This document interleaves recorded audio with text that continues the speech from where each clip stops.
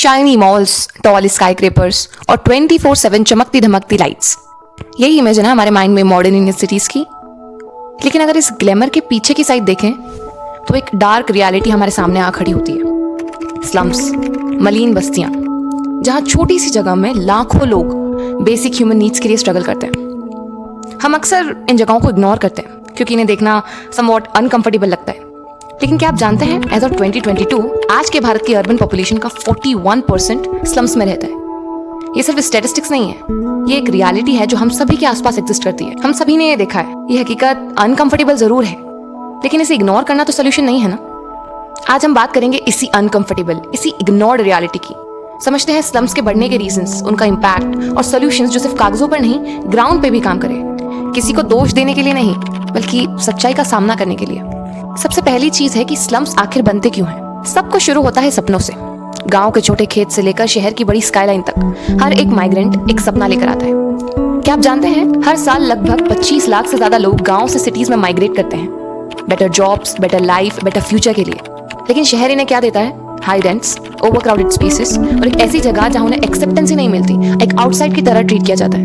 आपको एक shocking fact बताऊं, दिल्ली में माइग्रेंट्स का 45% पॉपुलेशन स्लम्स में रहता है और मुंबई में ये संख्या और भी बड़ी है। सिटी के टोटल पॉपुलेशन का 55% स्लम्स में रहता है। इसका एक और मेजर रीजन है, that is lack of affordable housing. एक रिपोर्ट के मुताबिक भारत में अफोर्डेबल हाउसिंग का शॉर्टफॉल 18.78 मिलियन यूनिट्स का है और जब लोग एक रूफ अफोर्ड नहीं कर पाते तो स्लम्स बन जाते हैं। For example, let's take Dharavi, Asia's biggest slum. एक शहर के अंदर एक शहर है, तो ये सिर्फ एक स्लम नहीं, एक पैरेलल इकोनॉमी है। 2.1 स्क्वायर किलोमीटर्स में 11 लाख से ज्यादा लोग रहते हैं।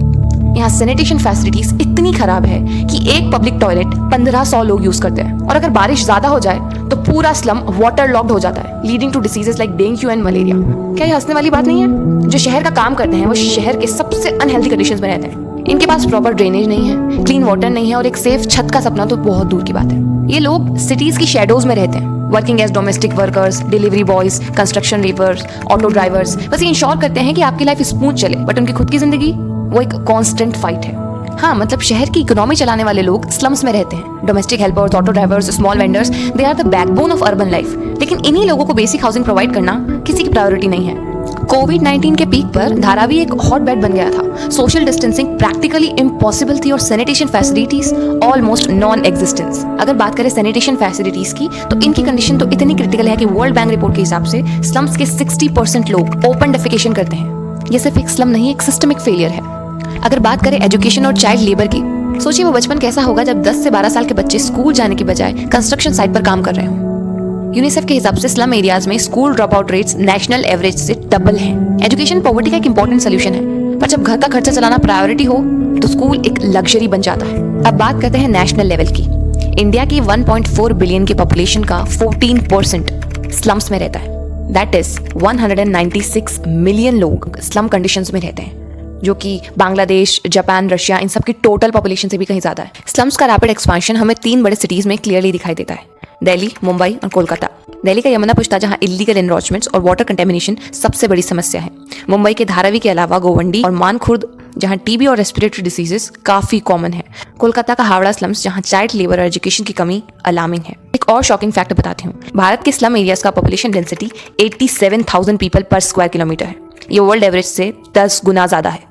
आपको क्या लगता है ये सबसे ज्यादा किसे इफेक्ट करता है? ये सिर्फ स्लम ड्वेलर्स का प्रॉब्लम नहीं है, ये बहुत सारे रीजंस से शहर के डेवलपमेंट को भी इम्पैक्ट करता है। Health hazards, education, sanitation. Slums में health care facilities non existent है। WHO के डेटा के मुताबिक स्लम ड्वेलर्स में इन्फेक्शियस डिसीजेस का रेट 5 टाइम्स ज्यादा होता है। कॉलेरा, टाइफाइड और टीबी यहाँ सबसे ज्यादा कॉमन है। Second is education. एक यूनिसेफ रिपोर्ट के मुताबिक इंडिया के स्लम चिल्ड्रन का 38% स्कूल ड्रॉप आउट रेट है, मतलब मिलियंस ऑफ किड्स अपना फ्यूचर कॉम्प्रोमाइज कर रहे हैं। Third is sanitation. क्या आपको पता है भारत के स्लम्स के सिर्फ 20% हाउस होल्ड्स के पास प्रॉपर टॉयलेट्स हैं, बाकी ओपन डेफिकेशन या अनहाइजीनिक शेयर्ड टॉयलेट्स यूज करते हैं। और ये प्रॉब्लम सिर्फ उनकी नहीं है, हम सभी की है। कंटेमिनेटेड वाटर और पोल्यूशन शहर के हर कोने तक पहुंचता है। A way forward, what can be done? Solution क्या है? First is slum rehabilitation projects. Maharashtra में कुछ प्रोजेक्ट्स सक्सेसफुल रहे हैं जहां स्लम ड्वेलर्स को लो कॉस्ट फ्लैट्स दिए गए, लेकिन एग्जीक्यूशन अभी भी स्लो है। Second is PM Awas Yojana.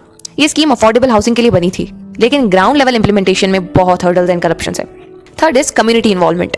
NGO जैसे स्लम ड्वेलर्स इंटरनेशनल का काम काफी इंपैक्टफुल रहा है। उन्होंने सैनिटेशन और एजुकेशन फैसिलिटीज प्रोवाइड करने में काफी मदद की है। पर रियलिटी ये है कि जब तक हम गवर्नमेंट और कम्युनिटी एफर्ट्स को कंबाइन नहीं करेंगे तब तक स्लम्स का प्रॉब्लम सॉल्व नहीं होगा। सोचने की बात यह है कि हम अपने शहर को कैसे देखते हैं। क्या डेवलपमेंट सिर्फ स्काई क्रीपर्स और मॉल्स तक लिमिटेड है, या फिर उसका मतलब एक ऐसा शहर है जहां सभी के पास बेसिक ह्यूमन राइट्स हो।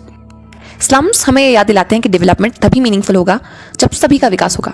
Let's hold our government accountable, support NGOs and हम खुद भी अवेयर रहें, क्योंकि एक बेटर भारत बनाने की जिम्मेदारी सिर्फ उनकी नहीं, हम सभी की है।